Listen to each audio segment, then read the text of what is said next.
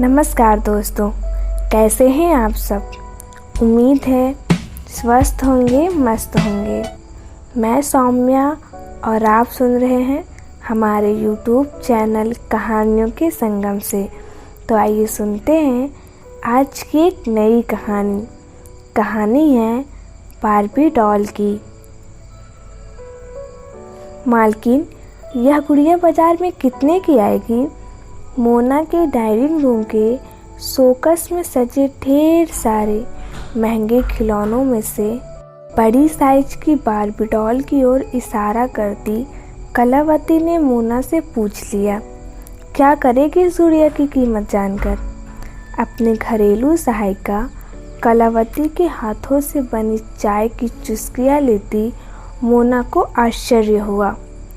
वह क्या है ना मालकिन, कल मेरी मुन्नी का जन्मदिन है।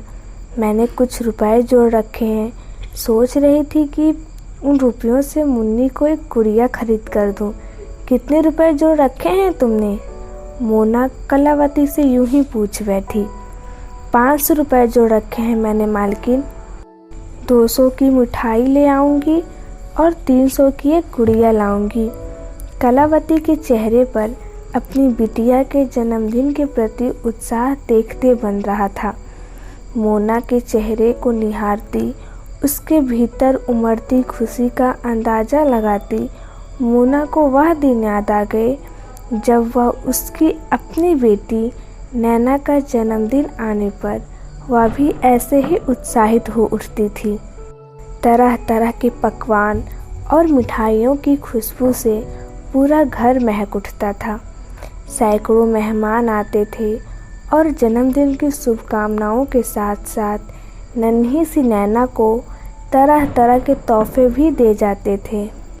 लेकिन हर बार नैना के जन्मदिन पर सबसे महंगा तोहफा मोना ही खरीद कर लाती थी अपनी प्यारी बिटिया के लिए। मोना को याद है, नैना के 5वें जन्मदिवस पर उसने काफ़ी महंगी बार्बी डॉल खरीदा था, जो वर्षों बीत जाने के बाद भी उसके डाइनिंग रूम के शोकेस में यूं ही सजी थी। आज उसी बार्बी डॉल की कीमत अचानक उसकी घरेलू सहायिका कलावती उससे पूछ रही थी। असल में मोना ने उस महंगी बार्बी डॉल से नैना को कभी खेलने ही नहीं दिया था। यह कहकर हमेशा उसने उस गुड़िया को शोकेस में सजाए रखा कि वह बहुत महंगी है। बीतते वक्त के साथ नैना बड़ी हो गई, लेकिन गुड़िया हमेशा शोकेस में ही सजी रही। नैना अब कॉलेज में पढ़ने लगी थी। अब उसका खेल खिलौनों से क्या वास्ता, कुछ नहीं। लेकिन वो गुड़िया अभी भी शोकेस में यूं ही अनछुई पड़ी थी। उस महंगी बार्बी डॉल को निहारती मोना का ध्यान कलावती की आवाज़ सुनकर अचानक भंग हुआ। बताइए ना मालकिन, कितने की आएगी ये गुड़िया? बहुत वर्ष हो गए इस गुड़िया को खरीदे हुए। कीमत याद नहीं है, लेकिन तुम्हें ऐसे ही गुड़िया खरीदने की क्या ज़रूरत? मोना ने कलावती को टालना चाहा, लेकिन कलावती उसे बताने लगी। याद है मालकिन, एक दिन मैं मुन्नी को यहाँ लेकर आई थी। हाँ, लेकिन अब उसे यहाँ क्यों नहीं लाती? मोना ने कलावती की बात बीच में ही काट दी, लेकिन कलावती आगे बताने लगी। मालकिन, यहाँ शोकेस में लगे ढेर सारे खिलौनों को देखकर वह मचल उठती है। उस दिन उसने यह गुड़िया देखा था और मुझसे जिद कर बैठी कि उसे ऐसे ही गुड़िया खेलना है। मोना अपने घरेलू सहायिका कलावती की बातों को गौर से सुन रही थी और कलावती बताती रही। उस दिन मैं उसे यह कहकर समझा दिया था कि मैं उसके जन्मदिन पर ऐसे ही गुड़िया उसे उपहार में दूंगी, और उसी दिन से वह भी उम्मीद लगाए बैठी है। कलावती की बात सुनती मोना सोच में पड़ गई, क्योंकि उस गुड़िया की कीमत वर्षों पहले ही लगभग 1000 रुपए में थी और अब बरसों बीतने के बाद तो उसकी कीमत बाजार में शायद 2 गुनी से भी ज़्यादा हो चुकी होगी। मोना गहरी सोच में डूबी थी, लेकिन मोना की मनः स्थिति से अनभिज्ञ कलावती वहीं फर्श की सफाई करती मानो अपने आप से ही बातें किए जा रही थी। अब आप ही बताइए ना मालकिन, अगर अब जब कल उसके जन्मदिन पर मैं उसे गुड़िया नहीं दूंगी तो बच्ची का दिल टूट जाएगा ना। कलावती की बात सुनती मोना अपने हाथ में थामी चाय की प्याली वही मेज पर रख उठ खड़ी हुई। मैं तुम्हें इस गुड़िया की कीमत तो नहीं बता पाऊंगी कलावती, लेकिन तुम्हारी बिटिया के जन्मदिन पर उपहार स्वरूप उसे यह गुड़िया दे जरूर सकती हूँ।